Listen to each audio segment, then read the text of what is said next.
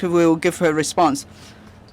Today, the chairman of the Independent Police Complaints Council, IPCC, Dr. Anthony New, and his other committee members submitted this report on the thematic study to us. I would like to thank the IPCC, the members, and the secretary for their hard work in the past months in preparing this report.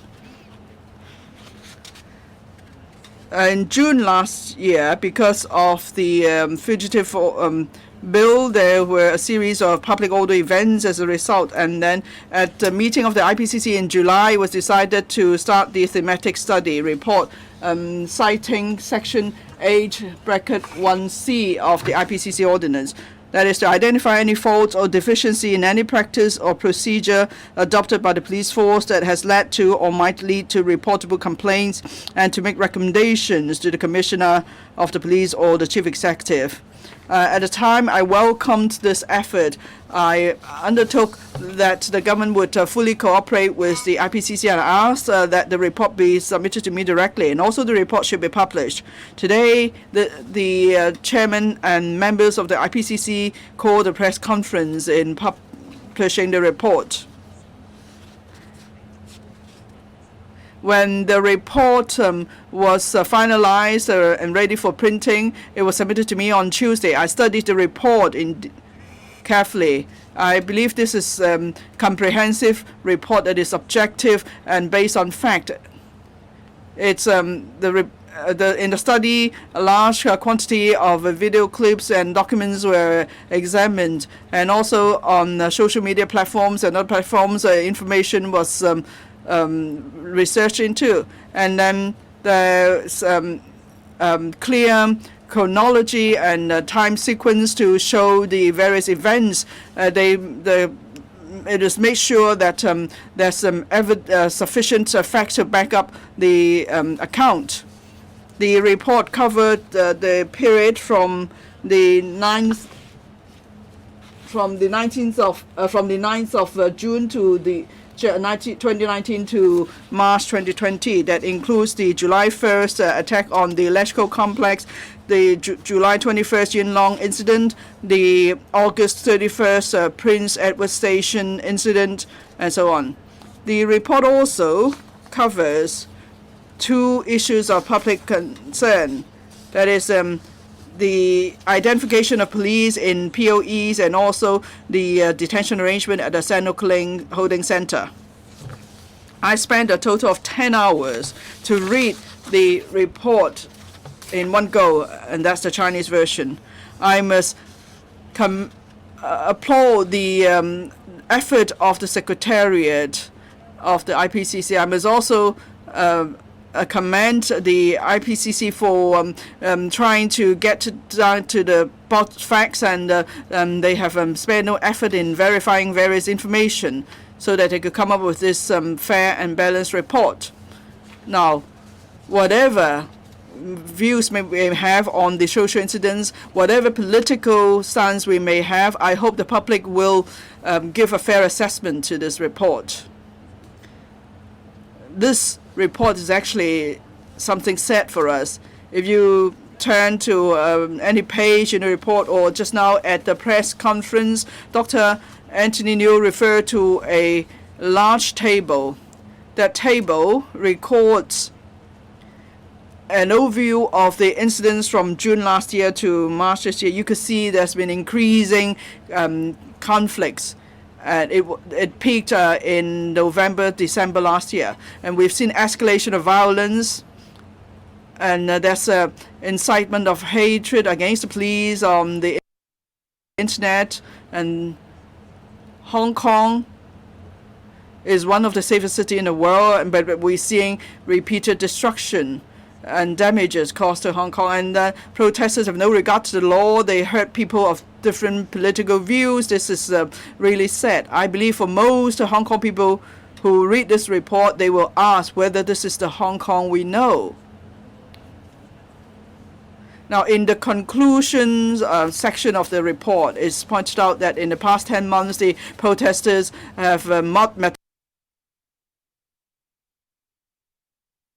metamorphosized.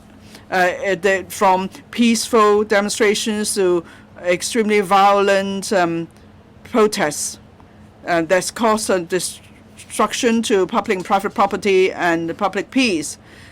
From the point of view of the government, in terms of governance, we also think that these activities have changed in their nature. At the beginning, it was about opposing the extradition bill, and then eventually there was request to grant amnesty to the arrested people, and then and later on it's about fighting for universal suffrage, and even later it's about fighting for the independence of Hong Kong or inviting foreign intervention. And in recent days there have been calls in Legislative Council to disband the police force.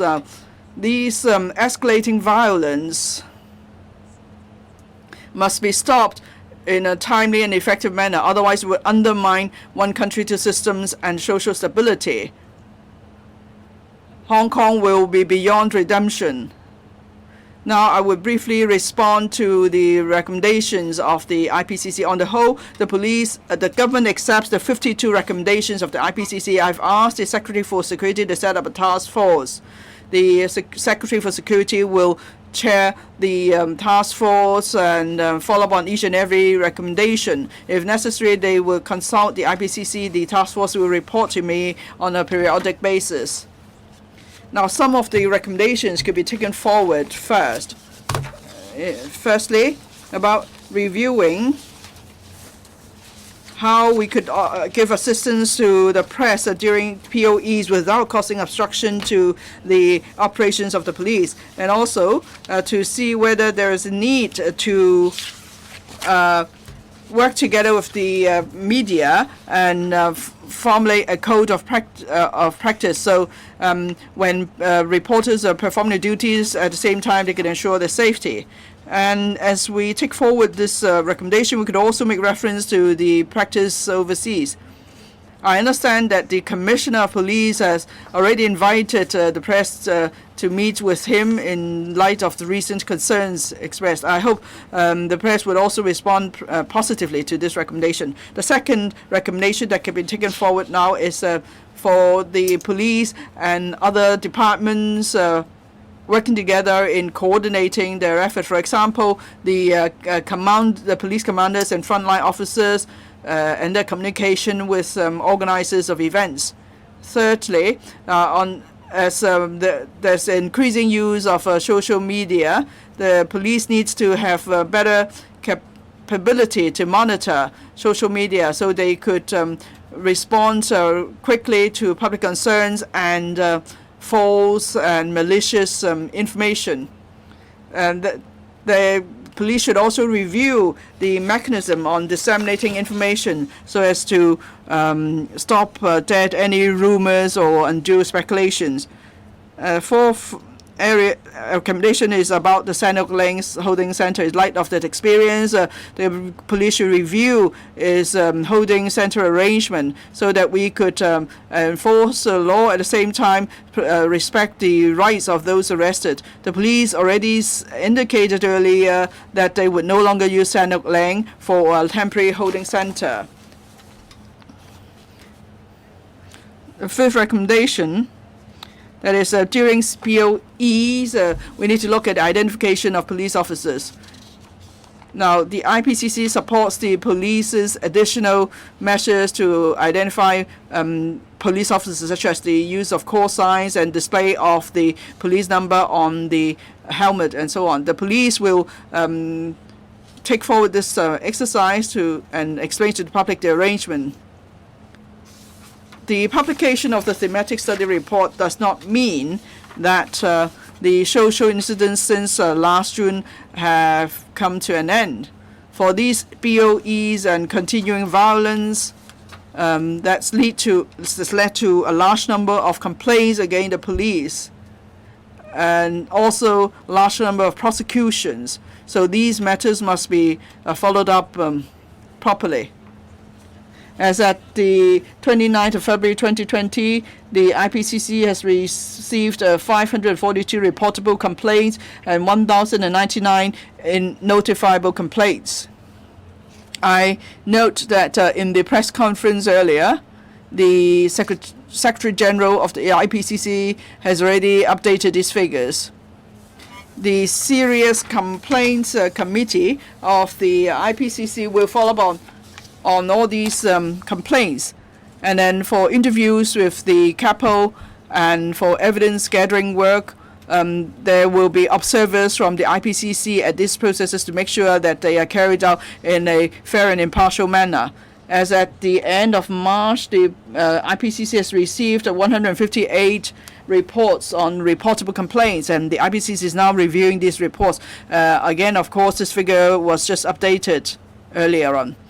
And another recommendation is about another aspect is about the IPCC, ICAC. The IC is now dealing with 28 suspected bribery cases, and 26 of them involve public police officers. Because of the confidentiality principle, the ICAC may not disclose details of these cases. But because of the concern, a high level of concern of the ICAC, is actually reviewed some information about the investigation into the July 21st Yuen Long incident. Now, the police has arrested 8,300 people. They've prosecuted over 1,600 people. The first three types of prosecutions, the top three types of offenses include riots, possession of offensive weapons, and illegal assembly. And three of those prosecuted are under 12. So we will provide the necessary resources to the relevant parties to make sure that these cases will be heard and tried properly. So because justice delayed is justice denied, so we want to make sure justice is done without delay. And then I refer to the independent. I proposed the setting up of an independent review committee earlier on. Last year, I invited social leaders, experts, and scholars to carry out independent studies on the deep-seated issues in the community, so they could make recommendations to the government. In the months that follow, we made much preparation for this independent review committee. The Secretary for Labour and Welfare helped me to reach out to many leaders in the community, experts and scholars, inviting them to become the chair of the committee. A number of them are prepared to take on this onerous task. And I plan to announce a formation of the Independent Review Committee at the beginning of the year. But unfortunately, for those who originally agreed to join the committee, later on told us that for personal reasons, they could not take part in the work of the committee. And then since the end of January, Hong Kong was hit hard by the COVID-19 epidemic. So the government and the community have to focus on anti-epidemic effort. Although the epidemic has eased somewhat, we believe that for a long time to come, our economy will remain in recession. So the first priority of the government is therefore to preserve jobs and prop up the economy. But it doesn't mean that we haven't done anything to deal with the deep-seated issues in Hong Kong in the meantime. In fact, last year, the Policy Innovation and Coordination Office launched a scheme so think tanks and other organizations could apply for funding to conduct studies on political, economic, social, and cultural issues in Hong Kong. The PICO received 210 applications. There's a vetting committee chaired by a professor. At the end, 79 studies were given funding, amounting to $31 million. Is expected all these studies could be completed by the end of this year. We believe these studies would help us to find out about the causes of the social incidents as well as the deep-seated issues. So when the epidemic eases and our economy stabilizes, and also when the studies are completed, then the government will consider this way forward.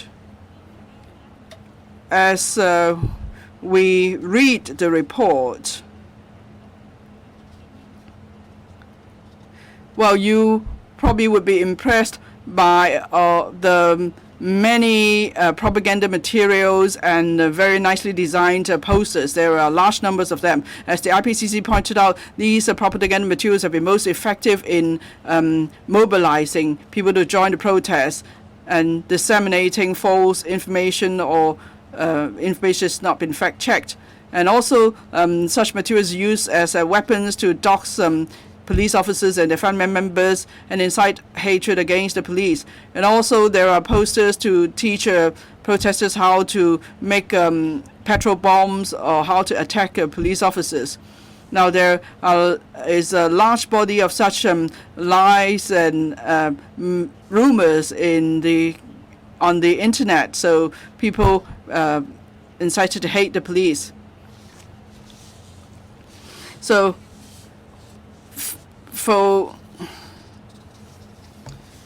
there are, there are really some of these lies are going to extreme levels, say to accuse the police for killing someone in the Prince Edward Station. So we will be looking at how we could stop lies being spread online.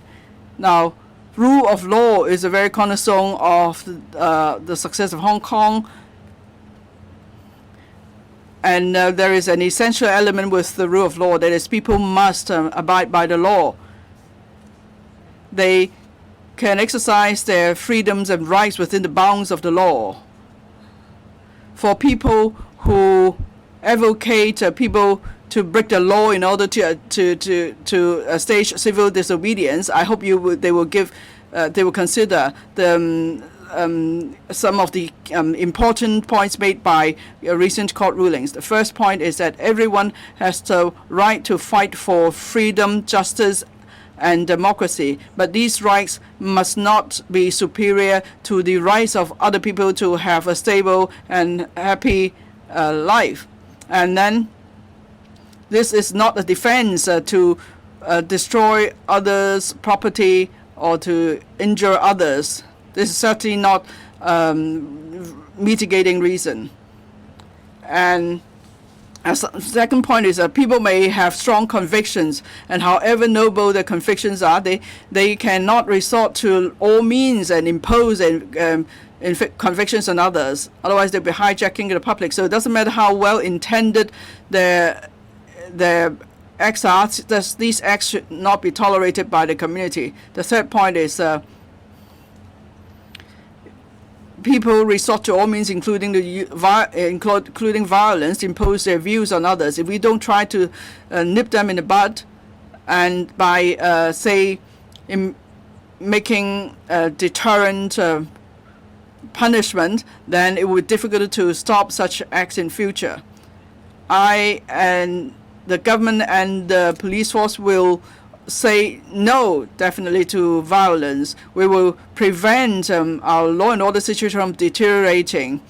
We will make sure that all Hong Kong citizens are able to enjoy the freedoms and rights within the bounds of the law. Thank you. It's now question time. Please raise your hands and you'll be handed a microphone. Before you speak, please identify yourself and the organization you work for. Gentleman over there, please. Mrs. Lam. The IPCC report deals with the police performance in relation to dealing with the protest. Do you think that this has confirmed the police professionalism? Do you think that this would pacify Hong Kong? Do you think that there will be further requests? Wen Wei-Pao. As I said a moment ago, the IPCC has scrutinized all the POEs and all the information and submitted 52 recommendations. Of course, for these 52 recommendations, it is hoped that when the police are dealing with the POEs, they can make improvements. I'm sure that the police will proactively examine every single recommendation. Some recommendations have been adopted before the report was out, like the identification of the police officers. the IPCC feels that this is a step in the right direction, and this has to be done continuously. The police force in Hong Kong is a professional police force. It is beyond doubt. In answer to your question, let me say something about the role of the police. In the IPCC report, there is a chapter in the conclusion. It mentions the role of the police. The police's role is restricted to the enforcement of the law. The police are responsible for maintaining law and order. Their role is bound by the laws of the Hong Kong SAR. The police don't have any political role. They only have the role to enforce the law. If there are any police officers in execution of duty or not in execution of duty, goes beyond the bounds of the law, they have to be subject to the full extent of the law. We have seen attempts to smear the police. There are allegations of police brutality, and this is one of the weapons used in the protests. The innocent parties are the families of the police officers. They've been subject to all manner of harms. Like the IPCC said, the events over the months have dealt a blow to the image and reputation of the police and the faith, public faith in the police. I feel saddened by this. So going forward, I hope that every single one of the members of the public will make concerted efforts to rebuild good relationship between the police and the public. You mentioned whether there are any other work that will pacify the controversies. I've admitted that the publication of this report doesn't mean an end to the whole thing. The disputes might continue, but there are 3 areas of work that have to be pursued seriously. In pursuing these areas of work, I hope that we can resolve some of the controversies, like the complaints against the police and whether the arrestees have committed any offense. It will be left up to the court to decide. And also the ICAC is currently conducting investigation into complaints directed at the police. All these work will continue, and I am supportive of the continuation of these areas of work. Next, the one in orange, please, at the back. Stand News, 3 questions. Mrs. Lam, you mentioned you spent 10 hours reading the report. I'm sure you have seen the details. July 21st and August 31st, the performance of the police left something to be desired. Some policemen saw the white shirts and didn't take any action at all. And at the MTR station, the pepper spray, they use a pepper gun and aimed at people's head. And when they use tear gas, that they didn't consider the ventilation problem of the venue. Will you instruct the police to improve on the situation? That's number one. Second, August 31st, the reporters were sent away from the Prince Edward Station. And Dr. Noor said that gave rise to some rumors. And the police tend to remove the reporters from time to time. They use batons and pepper spray on the reporters. You mentioned a code of practice. Do you think that the police will undertake not to pepper spray the reporters or use batons on reporters? In your speech, you never mentioned any police brutality. You mentioned the identification, and this is a step in the right direction. The protests have been going on for 10 months. We haven't seen how soon this will happen. Are you going to be instructing the commissioner to do a better job there? To answer your questions, anything that can be done to pursue the 52 recommendations, I will be concerned. I will be seeing to it that this will be done. and there will be a task force that will be set up to follow up on the implementation of recommendations, and regular reports have to be submitted to me.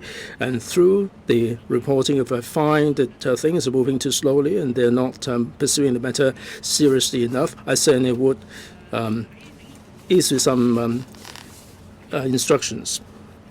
It is a factual report.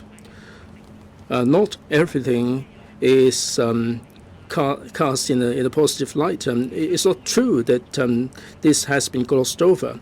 And there are some positive observations, and therefore there are 52 recommendations for measures to be taken to make improvement. I'm sure that the Commissioner of Police, Mr. Chris Tang, will be leading the police force to effect the improvements.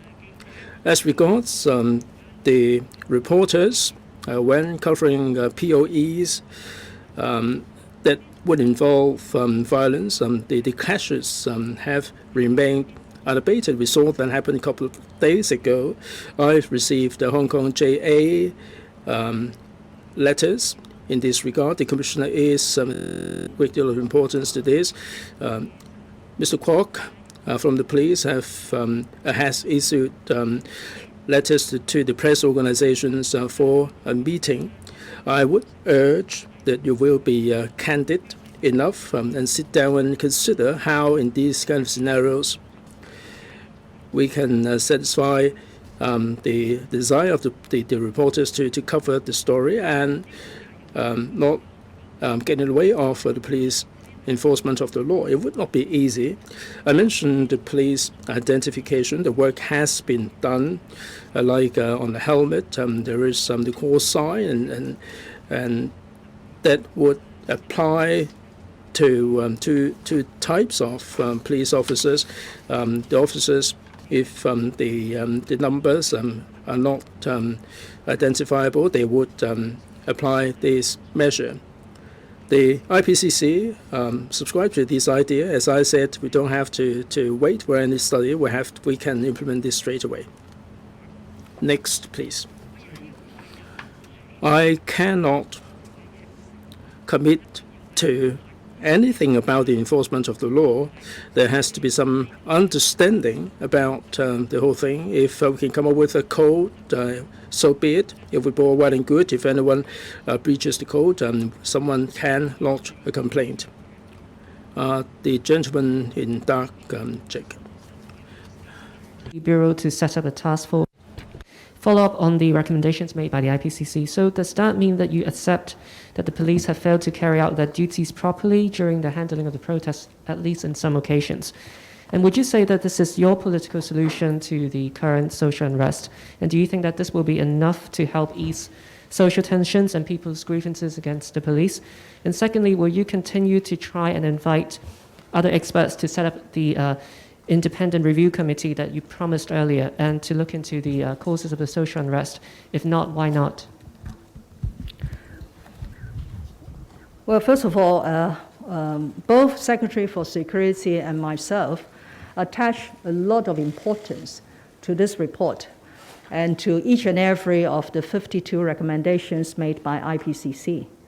That's why, broadly speaking, I accept all these recommendations and have asked Secretary for Security to personally chair a task force to look at how each and every of the recommendations should be followed through.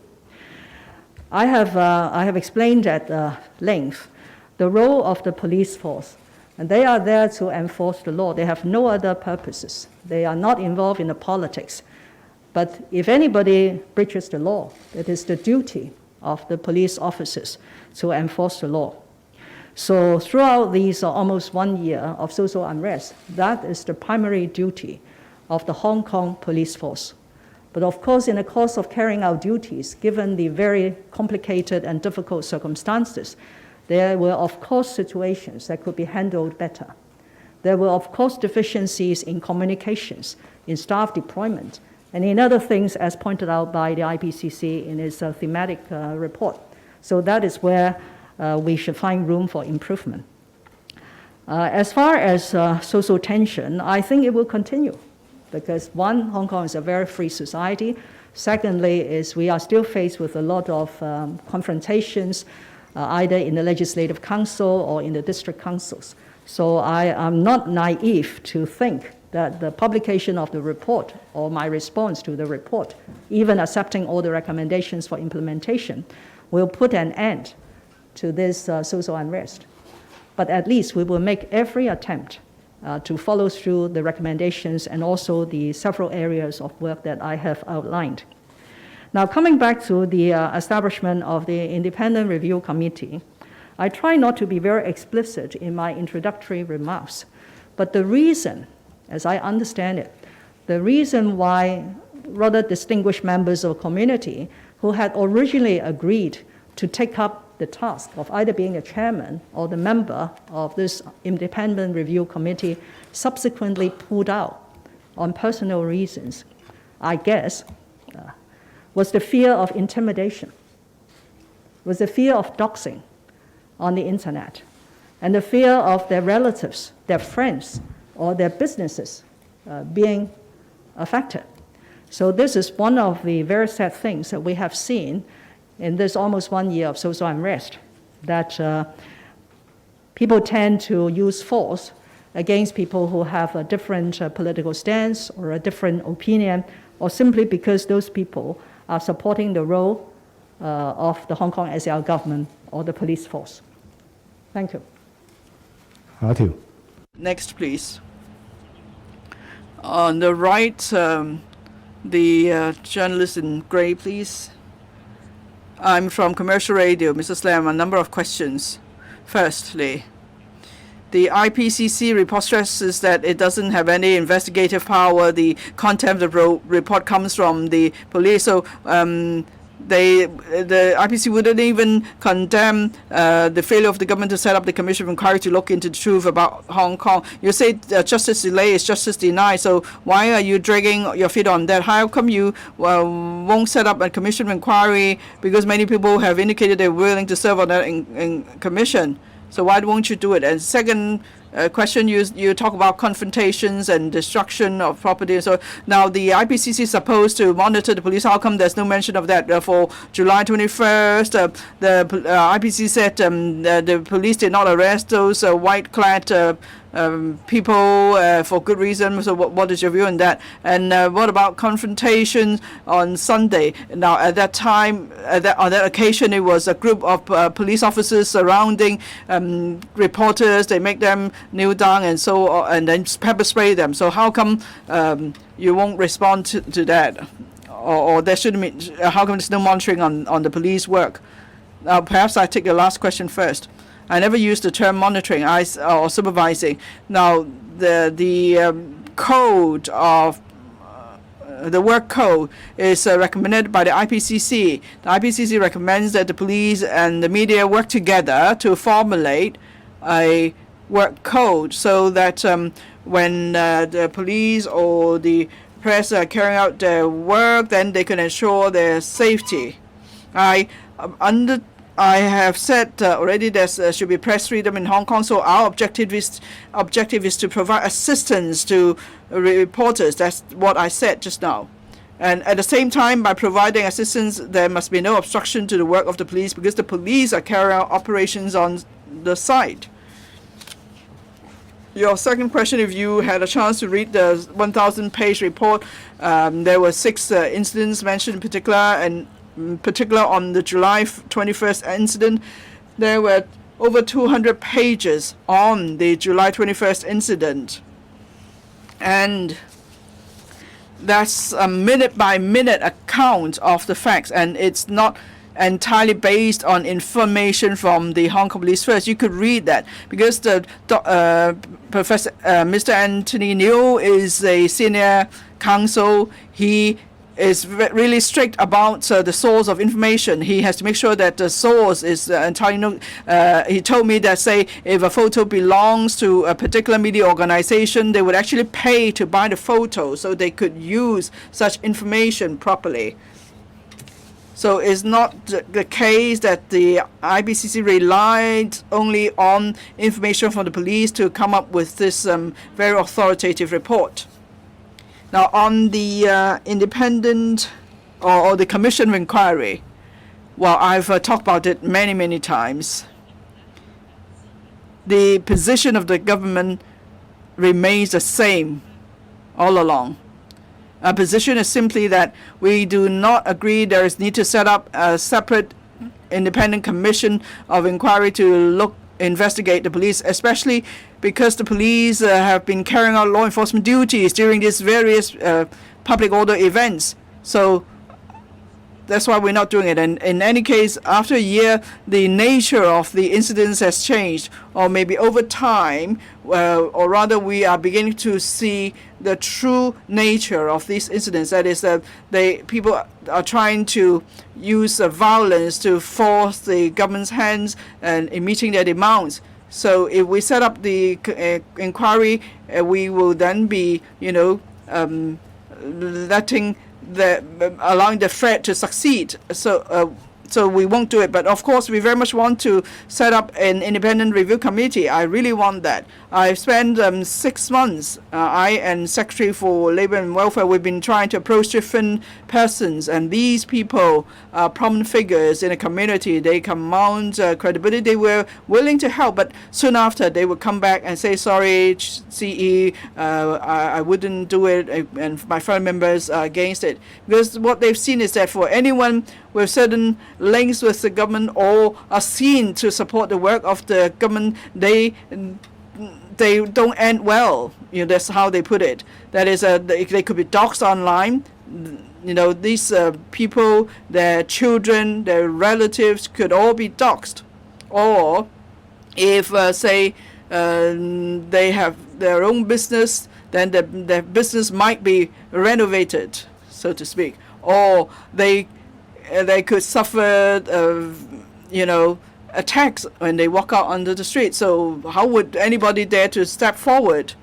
So in the past year, the damage done to Hong Kong is not just about the economy or our MTR network.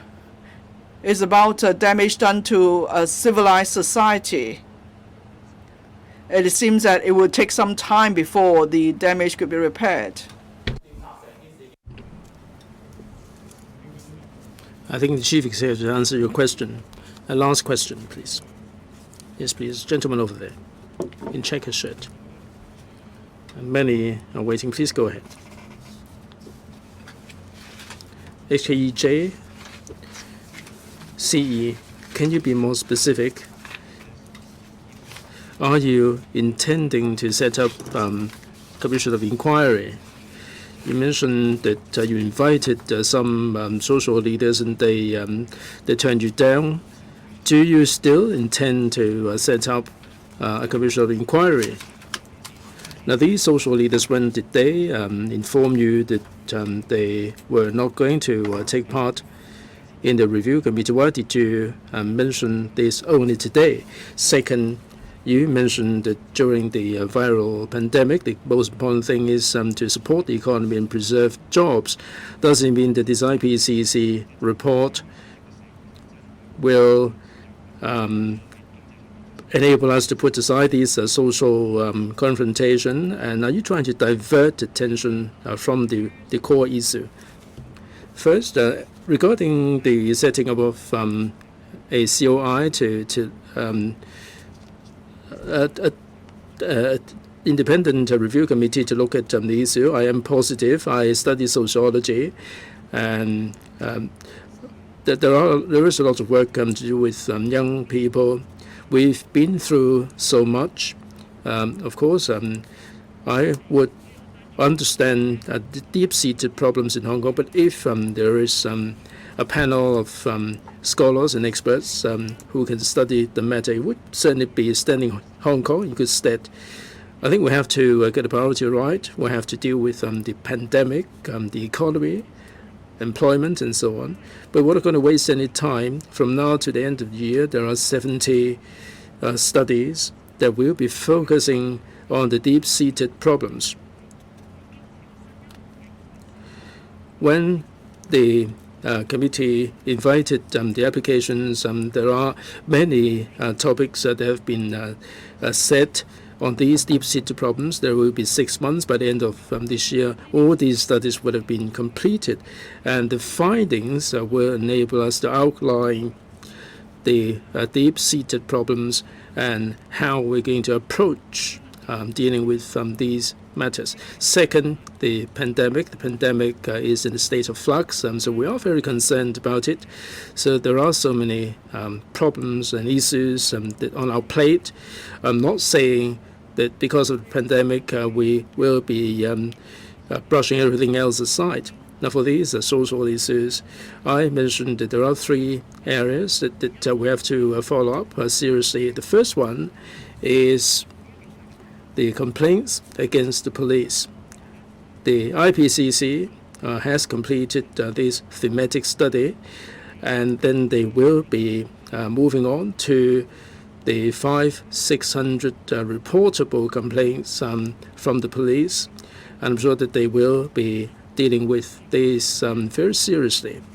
Second, there are complaints that involve corruption. So the ICAC is currently conducting investigation, in particular in relation to the July 21st episode. The IPCC would not normally talk about the complaints and what they are doing, but because of the high level of concerns, the ICAC did confirm that the investigation is going on, so I can confirm that the ICAC is currently conducting investigation in this regard. Third, we want to get to the bottom of the truth in every case, and we can only do this through the court. So the 8,000 people, if there is prosecution will be instigated. 1,000 of them have been discharged unconditionally. So we have to get on with the prosecution work. I must say in passing that the district court has ruled a riot case, and the offender admitted, and he was sentenced to jail for 4 years. So I urge everybody, in particular young people, not to be on the wrong side of the law, because there is a heavy price to pay. Thank you all very much.